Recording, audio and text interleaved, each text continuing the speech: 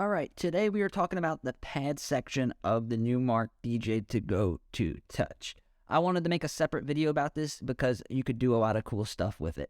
All right, so as you see, as soon as we plug the controller in, the pad will illuminate on the first feature, which is going to be our cue points. So you could see that none of these buttons are lit up on the pad, but as soon as we set one of our cue points, boom, right there, it is set. So now you can see, it might be hard to see on the screen, but it is lit up on the controller. So if you have the cue points 1 through 4 already set on the song that you're playing, then it'll be lit up on the controller. It will not be lit up if it's on the bottom row, because even though it looks like it would make sense for the pads to be lined up with the cue points in a box like this, how it's 1, 2, 3, and 4, but that's not how they did it with this controller. How they did it was a straight line of cross. So in the app, you could use up to 8 cue points, and with bigger controllers, they will have 8 pads, but this one only has 4 pads, so it's going to be limited. So keep in mind, with all of these features, it is going to be going from 1 to 4 straight across on the top line. So we have 1, 2, and 3 set. 3 and 4. So 1, 2, 3, and 4 are set. So the top line are set with our cue points, and then on the controller, it is lit up in an orange. It does not have RGB lights like other bigger controllers like the Reloop Buddy. So even though Djay Pro AI has the great feature where we could change the color of the cue points, it's not going to show up on this controller. You're just going to see it show up in red. And we have the control of the top 4 cue points on each deck. So let me just load up a deck here. So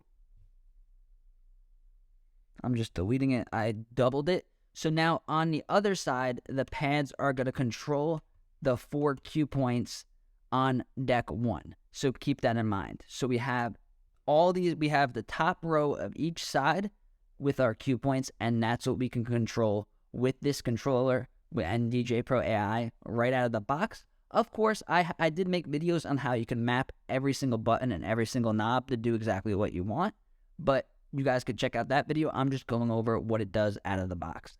All right, next we're going to go, to get to the next section, we press this pad mode button.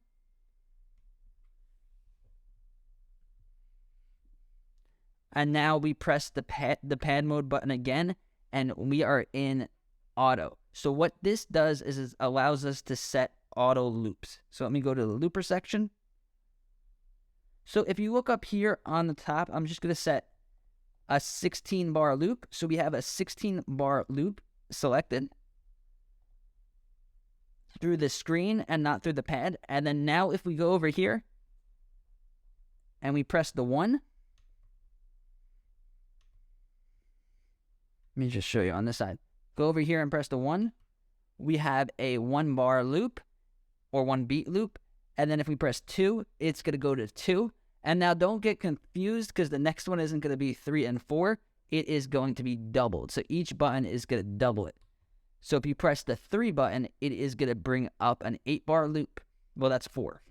So if you press the 3 button, that's 1, that's 2, 8 bar, and 4. So you only have the ability to go up to a 4 bar loop, and when that is selected, you will see it light up on the controller, and then to get out of the loop, you just press the one that you have selected again, and it'll bring the screen back to the loop that is set on the screen.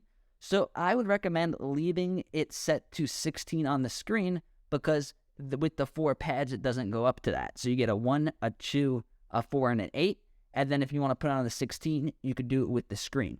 So with small controllers like this, you will be missing out on pads, missing out on knobs and buttons, because the bigger controllers have a lot more. But keep in mind that we're DJing with the iPad, and anything that we can't do on the controller, we could just do on the screen. So adapt that into your DJ style So don't feel like you need to get the biggest, most expensive controller, because with Djay Pro AI, we could do everything with just the iPad, and the controller is just an add-on, and it makes it easier and more fun and more professional.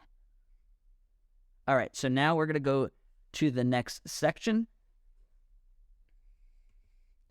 And then this is also involves the loops. This is for the manual loops.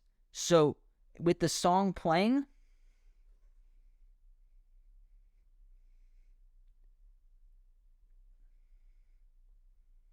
I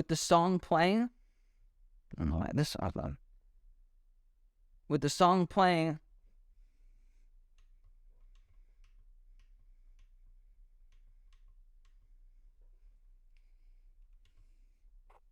we have the song playing, and now you'll see that this button is blinking, and that means that it's getting ready to set a loop. So if we press that button, let me try it on the other side.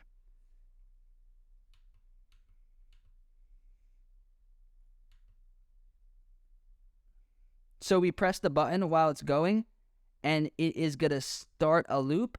And then when we press the 2, it is going to save that loop. So if you want a specific lyric or something specific in the song, then that's how you're going to do it, by using the manual section of the controller. It's the same thing as using the manual section of the app by pressing the in and out. And then now, if we press the 2, it's going to tighten the loop. If we press it again, it's going to tighten it.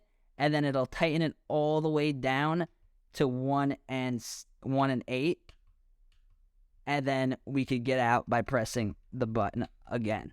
So I don't really use manual loops that much, but it's pretty cool that they added it into this section of the controller. So if you guys are used to using manual loops, then you'll be right at home with this controller. All right, so the next one is the coolest, most important one, and that is the sampler. I love the sampler, I love the air horn, and I just love doing sound effects. So we're going to press the button again.